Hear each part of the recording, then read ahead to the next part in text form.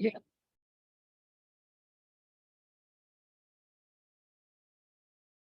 Hello, everyone. A very good evening.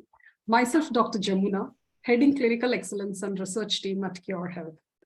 I welcome you all for today's webinar session on hair loss and skin issues, guidance on treatment and management by experts. Our guest speaker for today is Dr. Sitara. She is a renowned skin and hair specialist in Hyderabad. Firstly, let me brief you all about our company, QurHealth. We are a conversational AI company delivering personalized care at scale. Our vision is to save lives super proactively. Our user-friendly app, QurBook, has more than 2,500 care plans and diet plans under 30 different health specializations. These plans help to improve patients' health condition by monitoring their vitals, symptoms, and everyday lifestyle management activities, which are specific to disease condition via AI Sheila. Our Care Concierge program consists of expert team with specialist doctors, dietitians, physiotherapists, counselors, and highly skilled nurses as care coordinators. These people monitor you remotely and keep a check on your health condition and do a regular follow-up calls. They make sure that you adhere to your care plan, activities, take medication on time, and eat healthy food, which is listed in your diet plan. So before we start today's webinar session, I would like to introduce to you all our guest speaker, Dr. Sitara. She is a dermatologist, trichologist, and aesthetic physician. She graduated from Sri Balaji Medical College in Hospital, Chennai, and she did her DDVL, Dermatology, Venerology, and Leprosy course from Dr. Pindamaneni Siddhartha Institute of Medical Sciences and Research Foundation.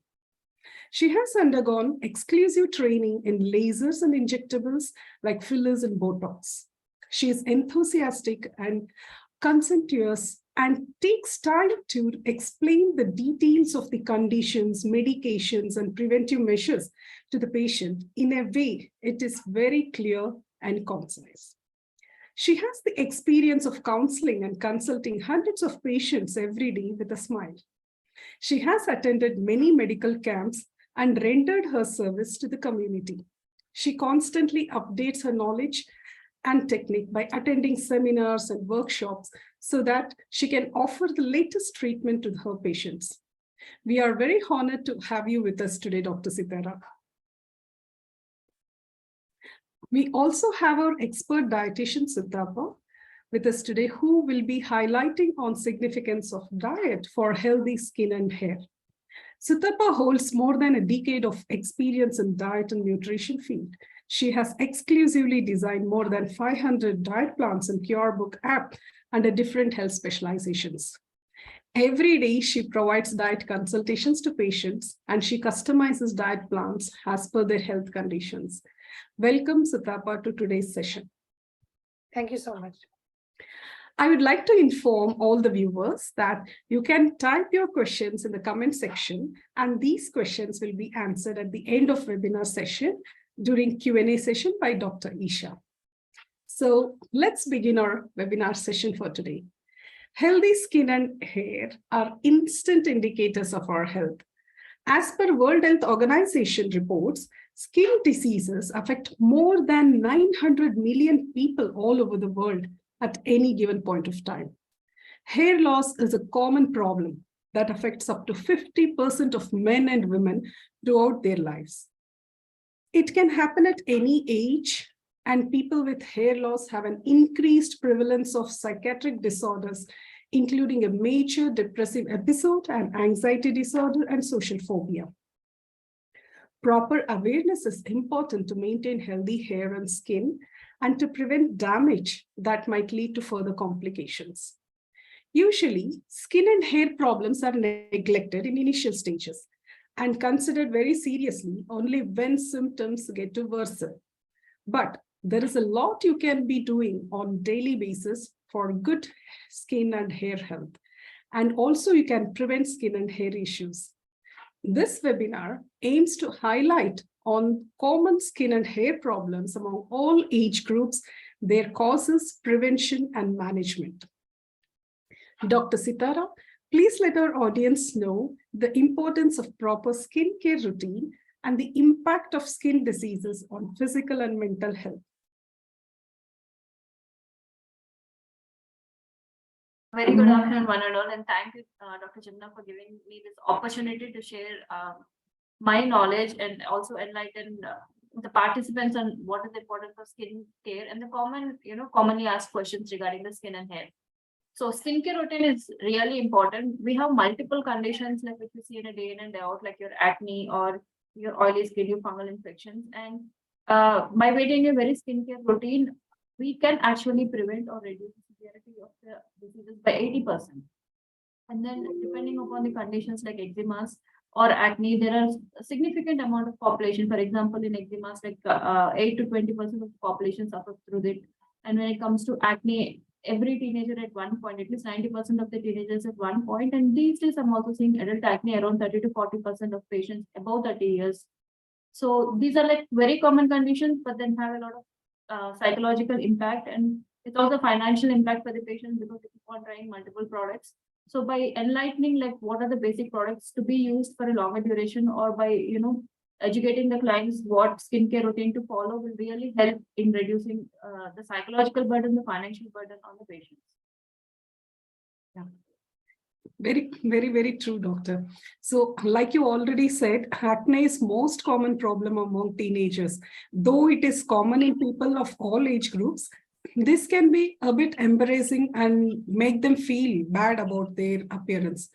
What are the actual underlying causes of acne among the teenagers, and how can this be treated? Yeah. So let's start today with acne. As Dr. Jamuna said, like acne is one of the most common condition in teenagers. I guess everybody have gone through acne at one point or the other. It could be as minimum as one acne or as multiple as cystic acne, which we commonly see many people have it. There is, it has a lot of psychological impact, and the reason why we have to treat acne as early as possible, because it could leave scars, which are those depressions which we see, which appear later in life, and they could cause a lot of psychological impact on that particular individuality. It can bring down the self-confidence. At the same time, these kind of long-term side effects or the sequelae of the acne could be prevented by early intervention.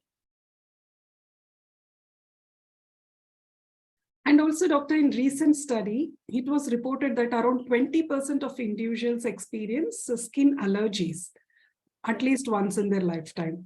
So which are the most common allergens, and how to manage and prevent these itchy skin allergies? It's a very good question. I guess I could say that there is quite a lot of rise in allergies after COVID. The most common thing, at least now, which I see in my clinic on a daily basis, one is the hand allergies, which they get it developed due to using multiple hand products like your hand washes or sanitizers. And then now that it is December, kind of winter season, now we see a lot of atopic eczemas, which are very severe in this particular season. And the third allergies, which I see a lot, is all those hair color allergies. Prevention of these particular allergies is always to find out what could be the triggering, early identification of the trigger, and then avoiding coming in contact with those particular triggers can prevent your allergies as early as possible. And it is also a known fact that prolonged and unprotected exposure to the sun causes damage to the skin. So how can we spot these kind of skin damage which is caused by the sun? And is this reversible? And how do we protect ourselves from these harmful ultraviolet rays? It's again one more good question, because many of my clients do ask me, doctor, is it so necessary to apply sunscreen if it is indoor or outdoor? Even ultraviolet rays or indoor lights can also, they do cause a lot of damage to the skin. It's like multiple kinds of damages. Like frequently what we see is the pigmentation or the tanning in the skin. The second one is like aggravation of the melasma or the chloasma, which is a kind of butterfly patch on the skin. And as we discussed acne, we already told that acne scars appear later. And the major effect of having the scars later in life is because of the UV radiation, which damages the elastic tissue in the fiber and causes depression. So actually, doctor, your voice is a little breaking in between. So maybe the mic has to get adjusted. Okay, sure, doctor. Yeah. Okay. So like you rightly said, Doctor, many have this question, like, do we need to apply SPF all the time? And you know that in market presently, we have this SPF ranging from 10 to 100, and many are in doubt, like which is good for their skin, what should be the SPF factor, whether it is 20, 50, 75. So what is good for face, what is good for like other parts like hands and legs. So can you please explain the audience regarding this? Sun protection factor, SPF, which we usually call in the market, is yes, applying sunscreen is important to the skin. As I said, the previous conditions which could be aggravated or caused by the sun can be reduced or even prevented to the maximum extent by routinely using a sunscreen. But which SPF to be used is a big question which many of my clients ask, or many of us has the doubt. It doesn't matter what SPF as long as it is more than 30. But the importance is reapplying it every 3 hours at a time. So what I ideally tell my patients or my clients is like apply it once in the morning, once in the afternoon if you're totally staying indoors, or repeat it like every 3 hours, like 9 o'clock, 12 o'clock, and then 3 o'clock in the evening again. Because whatever SPF it is, it could be 100 SPF which are even now available in the market. The protection is only going to last for 3 to 4 hours, which they're not going to speak about on the carton of the sunscreen. So it's always important to reapply indoor or outdoors. And coming to the hands, 30 SPF, whereas for the face, 30 SPF would be suffice. Okay. Okay. So, Doctor, and also many have questioned that some of the beauticians mentioned that SPF sunscreen, whatever you apply, it's not just when you go out in the sun, you need to also apply when you're indoors, because the harmful rays from your systems, that is the laptop screens or your monitors or even from the TV, and also women, especially when they are cooking. So even all these cause damage to the skin. So do you recommend this as well, Doctor?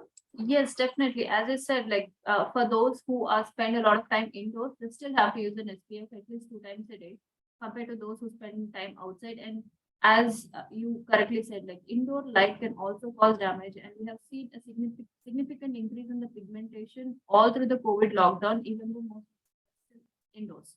So it is proven from time to time that your laptops, phones, stove lights, or the yellow lights which are present inside the house can still cause pigmentation. Yes. And also, Doctor, almost 50 to 60% of adults, they will develop once in their lifetime the skin tags. So please explain our audience what are the skin tags and why should they worry about the skin tags. And especially many are in doubt that whether these will turn into cancerous in future. Yeah, very good question. Like, yeah, as you correctly said, like many people do have skin tags.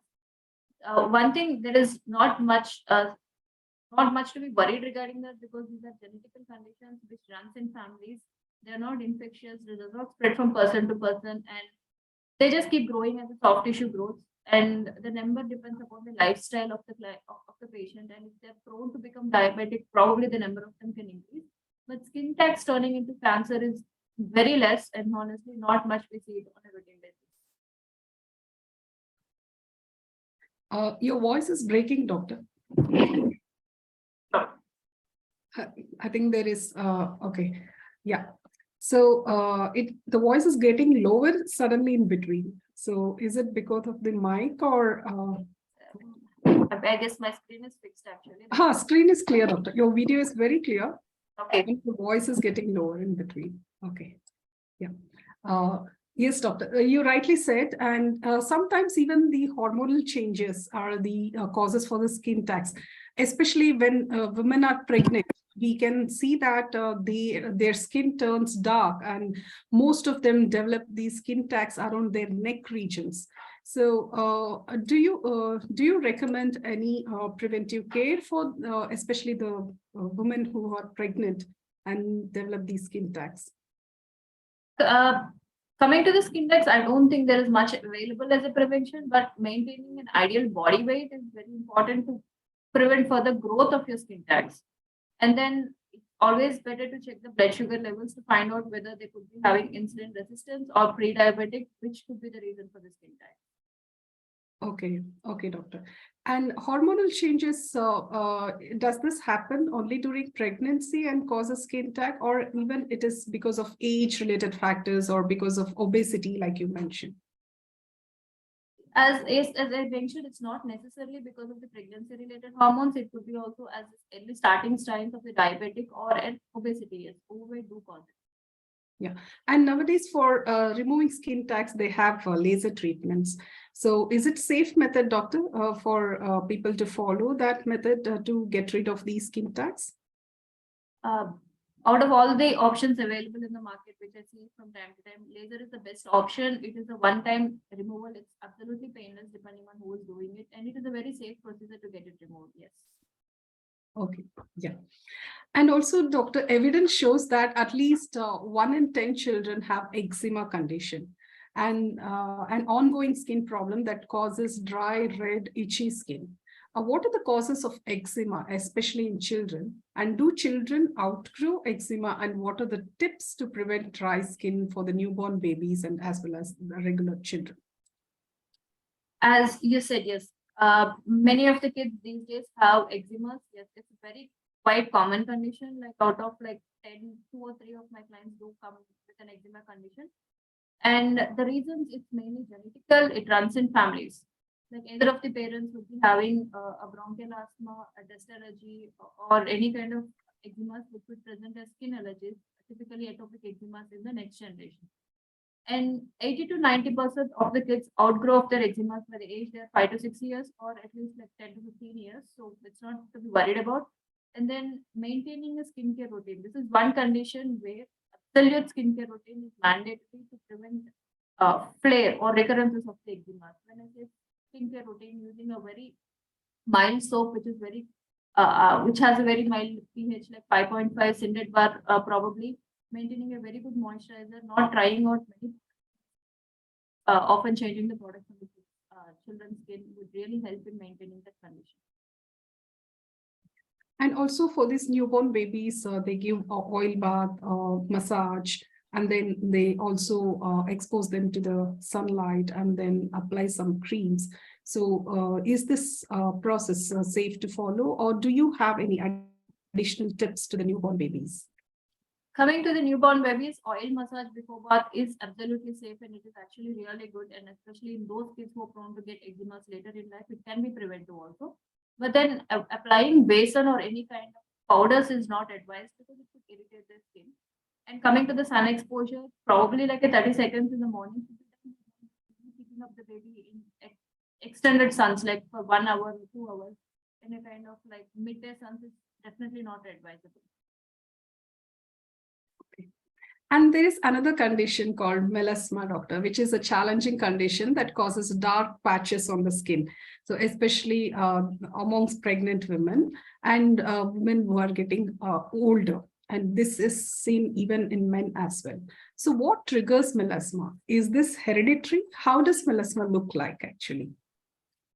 As you said, it is hereditary, it runs in families. And yes, there are 2 different categories when it comes to women, those who get it before their menopause, which could be during the pregnancy, and those after menopause. So both are the conditions which has a bit of imbalance in the hormones, and that could be the reason why. And a lot of men definitely have melasma, and they have a very close history of some of the family members having it. More of a hormonal component, I would say there is more of a genetical component in melasma. And it typically looks like the brown patches present on the center of the face or on the nose or on the forehead, which get aggravated upon exposure to the sunlight. And it can come and go. There is no permanent treatment for the same. But then we have certain medications which can totally bring it down to normal. So, and also melasma is often confused with hyperpigmentation of the skin. So what is the difference between melasma and hyperpigmentation? So please let us also know what are the advanced treatments for melasma condition.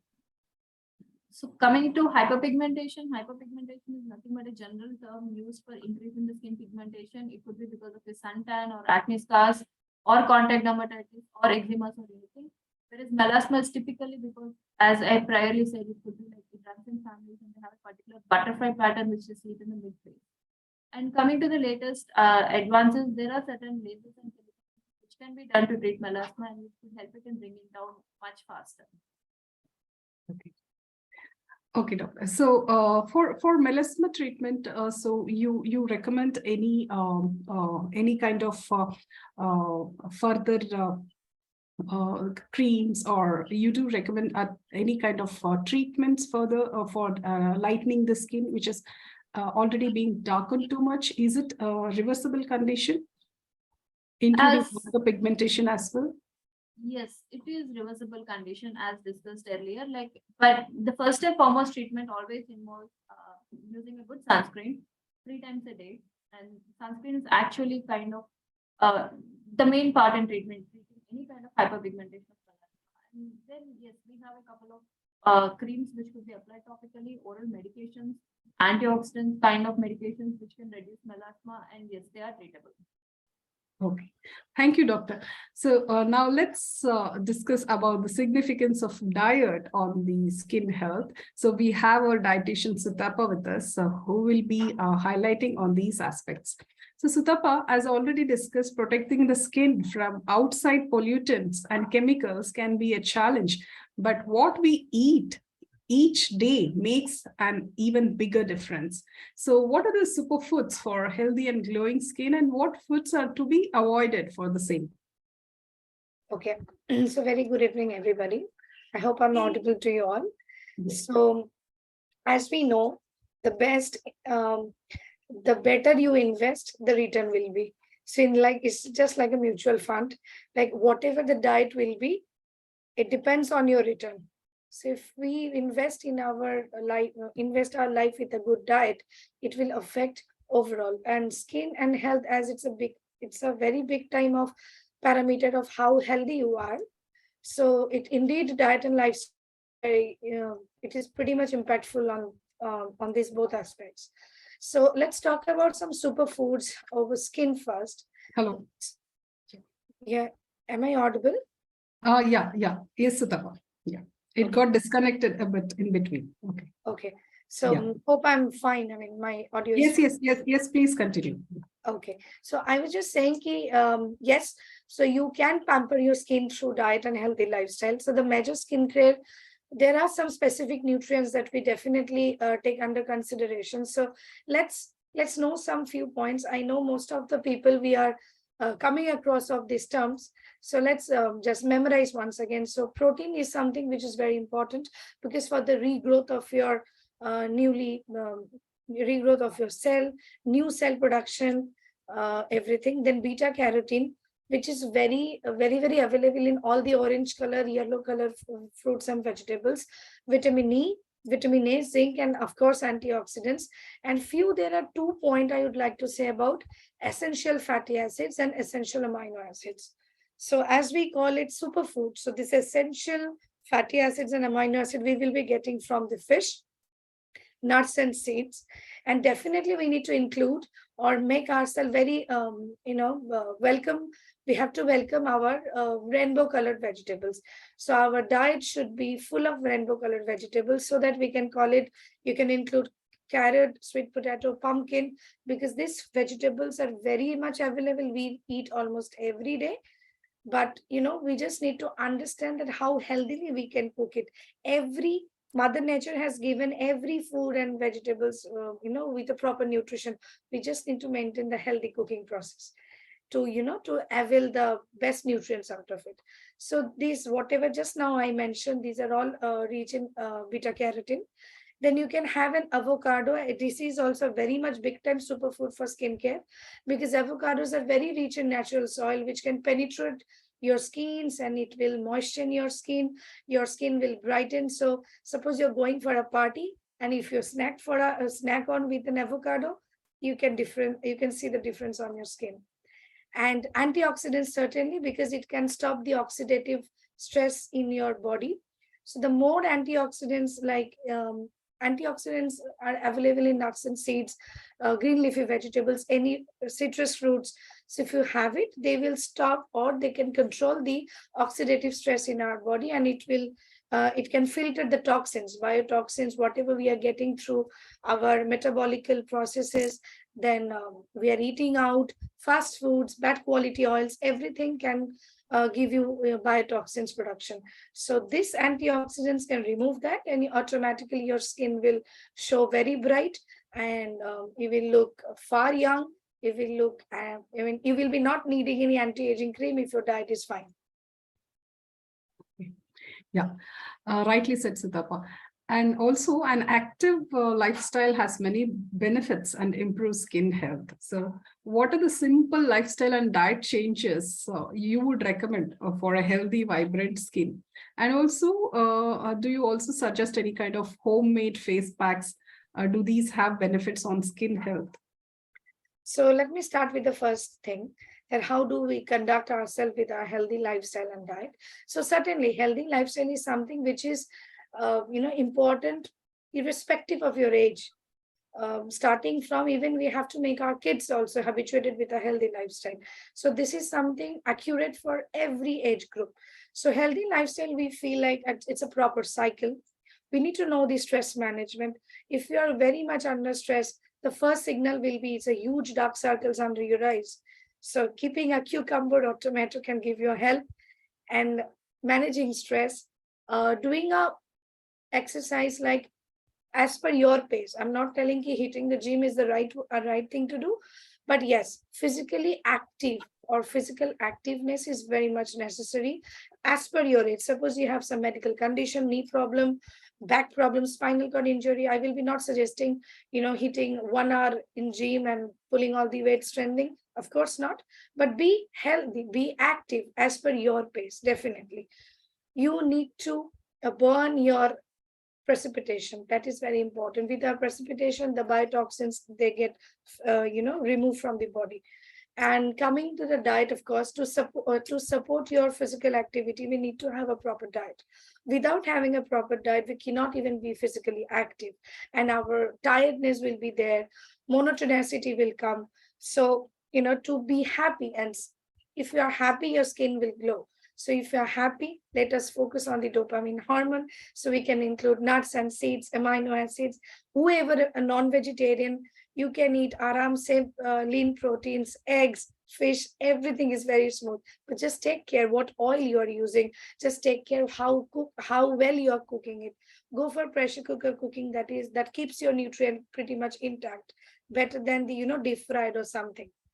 So get the nutrients properly, and always go with the local vegetables, colorful vegetables, like as I said, like beta carotene rich vegetables as carrot, pumpkin. These are very much, a glass of a carrot mint juice every day will be a huge change maker in your skincare. Okay. And do you recommend these homemade face packs? So usually Yes. which women do it regularly at home? I think yes, facial is something we can definitely do at home, because more than this, these products, whatever we use in our salon or any beauty area, it is always good. I can just give you something from my personal experience. Always use hung curd. Like you take curd, and that is, you keep it under a cotton. So let all the water drawn off. Then you will be getting a texture, a cottage cheese texture. It will look like a cottage cheese. Then get some organic turmeric and some besan, like in besan, and add their aloe vera, like organic aloe vera. If you mix it well and make it a pack, you can use every week and you can see the changes. It will, and if you add rice flour, it will work as your scrubber. So you need not to buy a scrubbing agent. That rice flour can be your natural scrubber. Yeah, most of the people now are turning towards the natural products, herbal products, than the chemical products. So I think these tips will be very useful for them. Thank you, Sitapa, for your valuable inputs on skincare. So coming back to Dr. Sitara. So now let's discuss on hair problems, doctor. So research states that more than 80% of men and nearly 50% of women experience hair loss in their lifetime. So what are the root causes of this hair loss, both in men and women? we all know that there are a set of population who have the genetical hair loss that is called, we normally call them balding. So apart from that, the other hair loss which we usually see, like, all of a sudden people complain they're losing their hair. So the most common thing which we see is nutritional deficiencies like iron deficiency or vitamin D and B12 deficiencies, or sometimes like hormonal imbalances like thyroid. And one more thing, like post-COVID after viral fever, many of the people do experience hair fall for a couple of months following an episode of fever. So, and also most men become bald nowadays in the early age of 30s. So what are the causes of this baldness, especially in men? And is it possible to prevent this baldness? Baldness is a normal process, normal aging process. It's not a disease. Thinning of the hair, just like how we grow tall, we have a certain skin color. Losing a hair is a normal phenomena, and most of the time we don't like to look it. So it's mostly a cosmetic concern rather than a disease. Now, yes, as you said, we see quite a lot of men turn bald early in the age, and probably that could be because of the lifestyle and the diet. Maintaining a healthy lifestyle, like as Dr. Sitara said, like having a lot of fruits and vegetables, antioxidants, and avoiding eating refined carbohydrates probably could delay the bald, totally stop. Yes, it could help in delaying to certain extent. And in recent years, many people are undergoing hair transplantation. So how safe and effective is this treatment? Are there any long-term side effects of hair transplant? Hair transplantation is a very safe procedure run by the right doctor. And like the person who's undergoing the transplantation, there are no long-term side effects because it's like one-day procedure. But it also depends on which doctor is doing the procedure and where the procedure is being done. As recently we have seen many non-dermatologists or plastic surgeons are also doing hair transplantation. But coming directly speaking about the procedure, it's an absolutely safe procedure without any kind of long-term side effects. So hair transplant, does it have any future problems related to the health, or will post hair transplant will again the baldness reappear? So these are some of the questions which many men have, or even women who undergo hair transplant have in their mind. Coming to the baldness is a progressive phenomenon. We cannot totally stop anybody becoming bald. And hair transplantation is nothing but replacing the existing gaps with the hair which is present from the back. So whether, like, for example, if a person undergoes hair transplantation at around 30 years of age, probably he might pursue further thinning, because around 30 years, the transplant surgeon is going to transfer hairs only at those he does not have at that point. But the existing hair might still go thinning unless and otherwise he takes care of it. But there are no per se like side effects because of the surgery. It's like any other surgery. It's cosmetic surgery and it's absolutely safe surgery. Okay, doctor. So another most common problem is graying of hair and white hair. So this is seen even among youngsters nowadays. So why are more youngsters developing this gray hair, and what can be done to prevent this? Graying of the hair in a few fraction of people could be because of genetical predisposition. Like we see like early graying in few families, but recently we do, as you said correctly, like we see increase in people having early graying of the hair, and that could be mostly because of the diet and the lifestyle, and probably like shifting to a very healthy diet which has more of antioxidants, as Dr. Sitara has said, a rainbow kind of food with multiple colors can definitely prevent graying in a very early age. And maintaining a healthy lifestyle can definitely reverse to such an extent. And also, doctor, because of this graying of hair, and also because of the latest trend, most of the young age school kids as well as college students, they are coloring their hair. And this has become more frequent in recent days.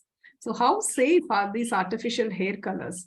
And do continuous use of these hair dyes cause scalp or skin problems, or even in future cancers? Like as we commonly see, like there are a significant amount of population who are allergic to certain kinds of foods available, which every one of us usually consume in a day-to-day practice. Yes, there are certain individuals who could be allergic to the hair colors. And coming whether everybody who applies hair color, it's not like that. There are only few fraction of people who are basically allergic to the colors. And whether it's good for the hair, it's definitely not, because it could damage your shaft, creating a lot many holes and you can see hair shaft. And whether it causes skin cancer, I have seen a significant amount of my clientele, especially the melasma which we priorly discussed, could be aggravated because of the hair colors at times. And very rarely, even though it's not that quite common in India to see skin cancers, studies have shown that it could cause skin cancer in those who are probably prone to get it. Okay. Okay. Another common issue that many have is dandruff. So this has become a big problem affecting both men and women and among all age groups. So apart from being a social embarrassment, it can also be a precursor to bigger problems like hair loss, acne, and scalp infections. So these are again caused due to more dandruff. So please let us know the main reason for dandruff and how to get rid of it. Yes, this is one common thing which we see among scalp disorders where people do complain about dandruff. But dandruff is not one single entity, because everything scaly on your hair may not be dandruff. It could be scalp psoriasis or some other conditions which may look like dandruff. It does cause a lot of hair fall, yes. We do have a lot of good anti-dandruff shampoos available in the market, but the thing is that to use the right shampoo for a longer duration. And again, we see dandruff is not like one-step solution. You use one shampoo one time and then you get rid of it. It's more like, again, a healthy lifestyle. Your hormones and your stress, everything matters, and the diet you take. A lot of junk and refined carbohydrate can act fungal load on your skin. And coming to the acne, yes, dandruff could cause acne on the face. It could increase or cause imbalance on the skin microbiome. And coming to other scalp conditions, I have seen that those who don't frequently wash could cause secondary bacterial infections in the scalp, or excessive scratching, which can eventually end up losing hair, or hair shaft becoming weak. Okay, thank you, doctor. So now let's again get back to Sutapa. So Sutapa, it is evident that a healthy diet is important for healthy hair. And what are the best foods that you would recommend for healthy hair growth?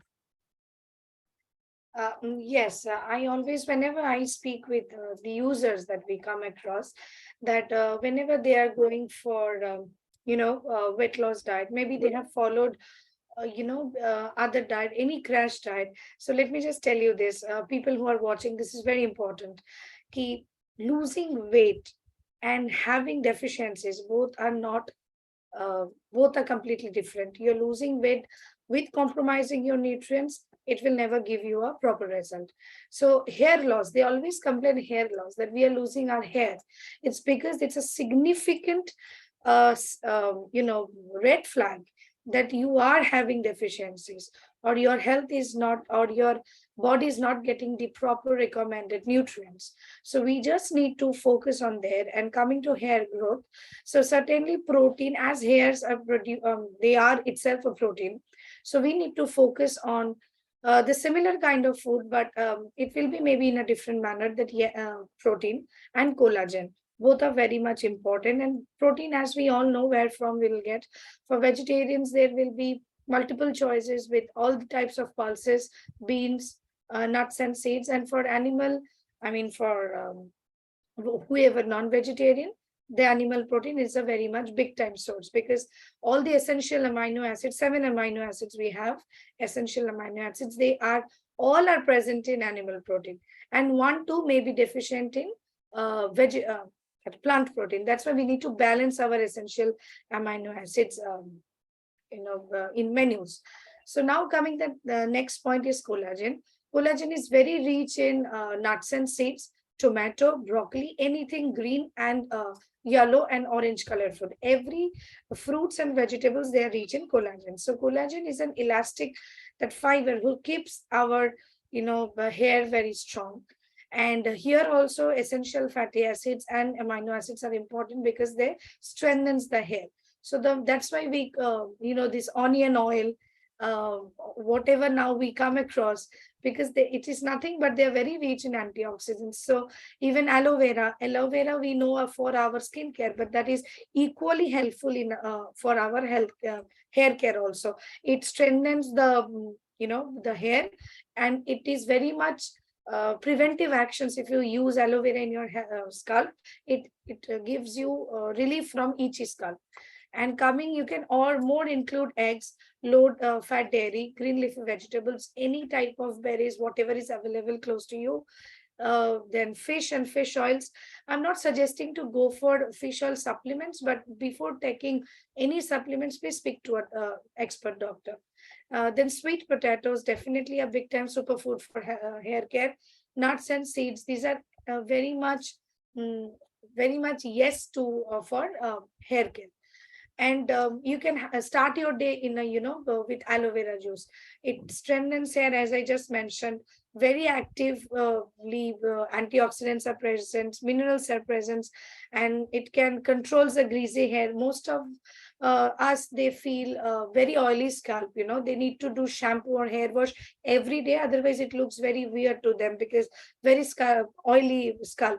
So this aloe vera, if you keep a aloe vera scrub, prepare a scrub, then use it on your scalp, it will be helpful to remove this extra oil part from your scalp. Then you can snack on the Brazil nuts, that is, it is very rich in selenium, a very much important mineral that promotes hair growth. So like all skincare, as I said earlier, similar nutrients, but we can definitely understand that how to incorporate this. Suppose I'm not telling anybody to eat boiled carrots only, but keep carrots or tomatoes in your diet, keep broccoli in your diet, keep green leafy vegetables mandatory in your diet, and always maintain this. A healthy hair also depends on what you eat and how you eat. This how you eat is very important point. So let our cooking process very much healthy, and let's not use extra oils. So, and also it is said that amla and curry leaves, these are very good for hair growth. So if this has to be consumed on a regular basis, but by everyone, so what is that you recommend them? In what form they have to consume? How much quantity and all that? Curry leaf, let me just speak really honestly. All South Indians, they have very, very nice hairs, because we North Indian, whoever North Indian, we do not use curry leaves in almost in every curries or every dal. But I have seen in Hyderabad, their curry leaves are very much available in every food. So curry leaf is very good because I'll come to the quantity, but as it is very rich in zinc and antioxidants, it is very healthy for hair growth. And if you intact with methi seeds, whole methi seeds, and boil it with the organic oil, and if you keep it a oil and use it, it will show you a magical hair growth. And the quantity, so curry leaf, there is no exactly recommended values, but you can use it in all your curries, all your dal curry, then that curd thing, in your raita. Then you keep a curry leaf powder, sun-dried curry leaf, and then grind it. You can just pinch it on your raita or any aloe vera juice that I just told ki start your day with an aloe vera juice. And you can just sprinkle the curry leaf powder. It will just enhance the more nutrition of that particular juice. And amla? Amla is very rich in vitamin C. As we all know, vitamin C itself a very strong antioxidant. So the more vitamin C you will have in your diet, so automatically it will help you to remove all the biotoxins. And once your body is toxin free, two things will be significantly watchable. One is your hair growth, one is your skin glow. So, and of course, and this comes because all the organs are, detoxifying. Vitamin C can detoxify your body. That's the reason in all the diet we just give them detoxification diet, so that we can, remove the toxins from our body. And in those diets, we make sure that vitamin C is abundant. And amla is considered as a superfood, and it is not just for hair, but it also benefits for various health conditions. Even if you're diabetic or any medical conditions, apart from kidney, I would like to mention that no kidney patient with any dialysis or non-dialysis should have amla, as it is very rich in potassium. And potassium is strictly no for any kidney patient. So apart from kidney patients, whoever listening to us, they can have amla and can, take care of their skin and hair. Okay, so as you rightly said that nutritious food is very much important for hair growth and hair health. So do you also recommend some natural homemade hair packs which would keep hair healthy and promote hair growth? Yes, I would recommend two things. One is oil and one is pack. So first of all, if we can less use the normal, this chemical shampoos, Rita is our ancestors' things. That Rita fun, if you just boil it in water, they will give you a greasy texture. So that is itself a soap-like form. But you just need to make sure it should not enter your eyes. Otherwise, it can give you some infection, eye infection, because it is very much, acidic. So for eyes, it can give you a burning sensation. But it is very helpful for, your hair. People who are losing their hair, even if they're using the best quality shampoo, they should use the Rita, because it will not only give you hair growth, it will stop hair loss. That is something very important. And second, oil. We have to oil our hair scalp, our scalp. Make sure it is little lukewarm. Use lukewarm oil, and only in the scalp. You need not to use oil in your entire hair, but use in the that root of your hair. And that oil will be, take up organic coconut oil if it is possible, like no chemicals or nothing, no preservatives is added. Then you boil that coconut oil with methi seeds and curry leaves. And then you can chop some onion, and you need to boil that oil. And later, once it is cold, filter it and keep the oil in your container. And you can use thora karke. Every day you just need to microwave, or you need to just make it little heat, and then use cotton, and you just need to put in the scalp. It will give you a fantastic hair growth. Thank you very much, Sitara, for your inputs. And so, Dr. Sitara, I have one last question to you. So, usually it is said that most of the skin cancers are not identified or diagnosed at the early stages. So, and nowadays it is well known that the chemicals that are available in our day-to-day products cause various types of cancers. So, especially for skin cancer, what is that you would recommend to be cautious about, like how to identify it in the early stage? So what are the initial signs and symptoms? Coming to the skin cancers, fortunately, we Indians have less skin cancers compared to the Caucasians or the foreigners which we see. We hear about a lot of skin cancers, but we rarely do see cases regarding skin cancers. And to identify, to we just put it in a normal way or normal terms, like if you notice a kind of growth on your skin, it could be a mole or it could be an ulcer, which has been there since a couple of years without much pain and significance and nothing much of irritating, but then at the same time not resolving, then that could be one of the signs. Or all of a sudden, if there is a mole changing its shape, ideally it's supposed to be like a circle with everything uniform, but if it is having pus or if the blood is starting to come out of it, or if it's starting to become painful, the size increase doesn't matter, but the symptoms, like apart from the size, if they're having symptoms like pain, discharge, discomfort, then it's always better to get it checked. And coming to preventing skin cancers, we are lucky enough that we are born in this part of the world, and we are fortunate enough to have melanin in the skin, which is a way bigger component which protects our skin from cancers. But then diet do also matters a lot. Adding a lot of antioxidant rich foods can be actually preventing skin cancers. And yes, as said, sunscreens, but again, to be emphasize it on again, we don't see much of skin cancers as we see in other countries. Thank you, Doctor. Now I request Dr. Isha, our marketing and communications leader, to conduct the Q&A session from the audience side. Thank you, Dr. Jamuna. Dr. Sitara, I do believe with all the questions that has been answered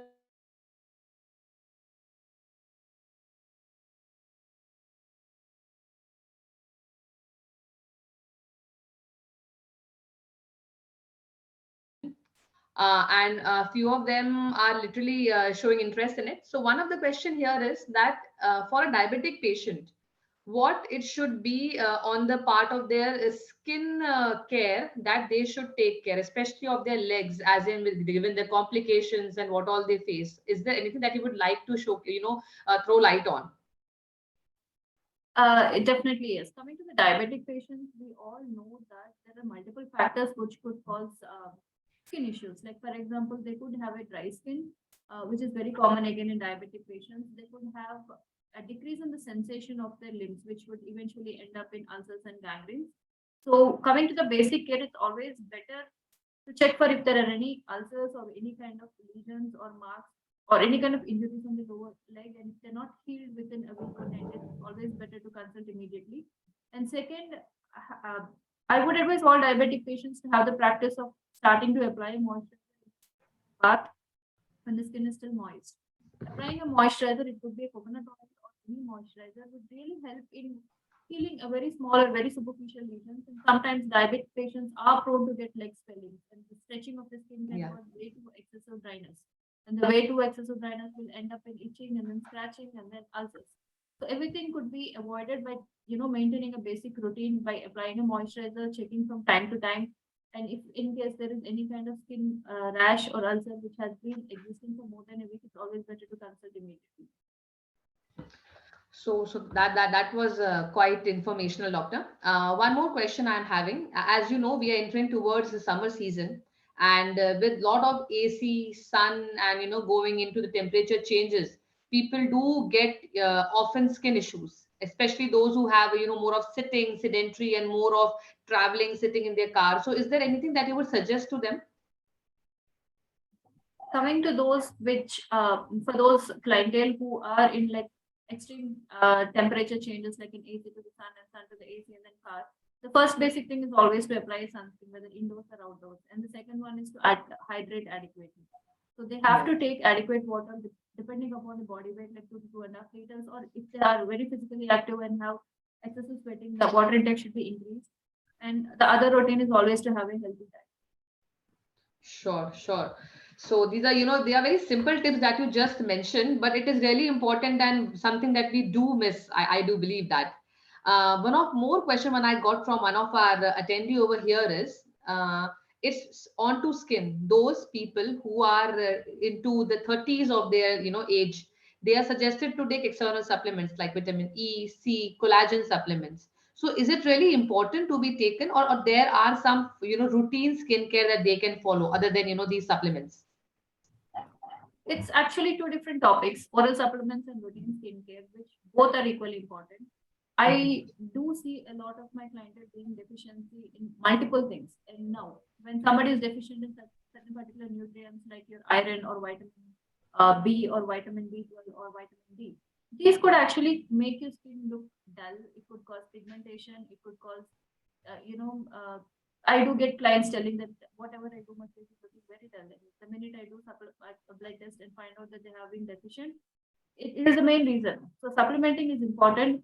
And we all know that the nutritional value of the diet which we are having these days is way less than what it was there 15 to 20 years back. And that's probably the reason why our grandparents' skin is growing even till today. And we at 30 having a skin which is worse than our grandparents, honestly speaking. And coming to the routine, see, these are two factors, both are equally important. Nutrition supplement is important, and coming to the routine is also equally important, where it's going to prevent any kind of damage. And as I already discussed in diabetic patients, how applying a moisturizer could really prevent the skin from developing rashes, or using a sunscreen can help those who have temperature changes. Maintaining a skin routine with very minimal products. You don't have the need to use 10-15 products, probably a basic face wash, a moisturizer, a sunscreen, and a night cream. That would definitely prevent early aging symptoms, and to a certain extent, depending upon the products you're using, reverse the early aging skin changes too. So you mean to say, it's very simple when it comes to skincare. Instead of complicating it, we need to keep it simple. I think so. One of the question I just got it, why do we have dry, patchy skin during summer? I think so. The answer just came out from you only. It's very simple. Be hydrated, use your sunscreen, and make sure, you are taking right kinds of food. Doctor, one thing I wanted to ask is a personal thing. we have a routine when it comes to health. Go to a dentist twice, have, your checkup once in 3 months, your full body checkup. Do you think there should be a routine derma visit also where people can, have a regular check? Correctly said, but then see, coming to the duration of how often should a person visit a derma clinic.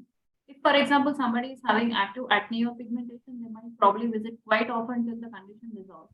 But after that, once a year should be suffice. And then they have to actually stick to the particular products which has been advised by the doctor. And I've seen quite a lot many patients recently trying out multiple things, Instagram influencers or YouTube influencers. Yeah. I pretty much would say like your skin is not something where you would want to experiment, and definitely not try out multiple products and follow whatever your dermatologist says. As we go through a lot many things and we follow a lot many procedures to find out the right product for you, and you end up like, I have so many clients who end up trying multiple products and come back damaging the skin bad, and it takes a year or two for me to do that. Coming to the routine, those who have an active condition should be depending upon the requirement. It could be once a month, once in 3 months. But those who just wanted a generalized once in a year, and especially after 40 and 50 years, cancer changes, that could be avoided much earlier. So rightly said, that's why you guys are called experts when it comes to skincare. I have just one last question, and that goes to Sutapa. Sutapa, it is told always start young when it comes to your taking care of your health, and all, I think so, mostly all the young adults who are now experimenting, they would like to have a very rich young looking skin and hair. So is there any tip or trick that you have when it comes to diet part that you can help them with? Because they do tend to, in a fast paced life, it's junk, it's lack of water, more of coke. So something that you can help us with. Yes. So basically, we just need to make a choice in that case. So either we have to prioritize our skin and hair growth, or else our, the taste buds. But I'm not saying junk food is only the tasty food. Here we just need to have a choice. So I just recommend them minimize your fast food intake. Concentrate on your home-based food. And the mummies who are gonna make their food, please do take care that much oils or much ghee will not give them a right thing or right nutrient. You can just give them something which is adequate, and keep the teenagers who are not okay with green leafy carrots. Even my kids are not fine. So we just need to, the mother need to be, a little bit unique in giving serve them interesting food, like maybe not carrot salad, but definitely a carrot dosa or carrot sambar. So just focus on the ingredients as I discussed. Menu, you can just prepare. The mothers are extremely well known about the menus, but just take care that nutrients are fine. The cooking process is fine. Let's not go for the deep fried item. And whoever our young people who are opting for fast foods, so let's go for little grill or little bit salad also, and have lot of juices. Lot of fluid intake is necessary, because the more fluid intake it will be, I'm not saying only water, not at all. You can have chemical free fruit juices. Like if you are not up to with whole fruits, make a juice out of that whole fruit. Let's not add extra sugar, no chemicals, nothing. So that will be little easy. So we just need to focus on our diet, and which is very natural. Thank you, Sutapa. Thanks a lot. These tips, I do feel everybody will be taking along with them. Having said that, I think so. It was a great session. Thanks, Dr. Sitara and Sutapa. Dr. Jamuna, over to you. Yeah. Thanks, Dr. Isha, for coordinating. So thank you very much, Dr. Sitara, for your in-depth guidance on skin and hair care. I'm sure that today's audience must have gained insightful knowledge on skin and hair problems, how to maintain their healthy skin and hair. So what precautions they need to take care of. And also thanks to you, Sutapa, for your valuable inputs on significance of diet for healthy skin and hair. Now, everyone will surely be aware of what they need to follow to maintain healthy skin and hair. So it is not just the kind of routine products that you use for your skin and hair. Your nutritious food is also very, very important. And like Dr. Sitara mentioned, that in olden days, people used to take care of health, especially the skin and hair, at a very, very high priority stage. Like, for example, you would have seen our grandfathers, grandmothers suggesting us, so please oil your hair regularly, and telling us to go for oil massage and stay in the sun for some time. So after that, take head bath. And this was like a routine thing which in olden days was being followed. And also applying turmeric regularly on the skin, so which acts like a natural antibiotic. I hope most of you would be aware of all these tips from our elderly people at home. So these things are very, very important, though in those days, many would not have known about the scientific reasons. But now I'm sure everyone knows the scientific reason behind all these suggestions provided by our elderly people at home.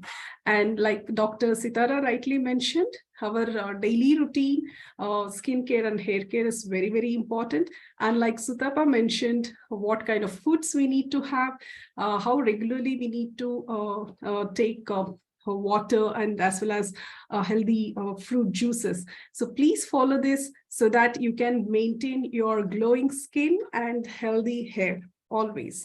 So dear viewers, to avail the benefits of our care plans and diet plans, along with care coordination services, please download the QurBook app from the Play Store. It is freely available. We have introduced care plans and diet plans for skin care, for cosmetic care, and for healthy hair as well. So these are available in our app. And you can just type QurBook in Play Store and download it, and you'll be having various list of options to follow our regular care plans and diet plans with guidance of our experts, doctors and dietitians in the team. We will be very happy to serve you and your healthcare needs. Kindly contact us for subscriptions and any further queries. Thank you all for joining today's session. Take care. Bye. Thank you so much, Dr. Jamuna and Dr. Isha. And it was a nice interaction, Dr. Sutapa. And have a good evening. Thank you, Doctor.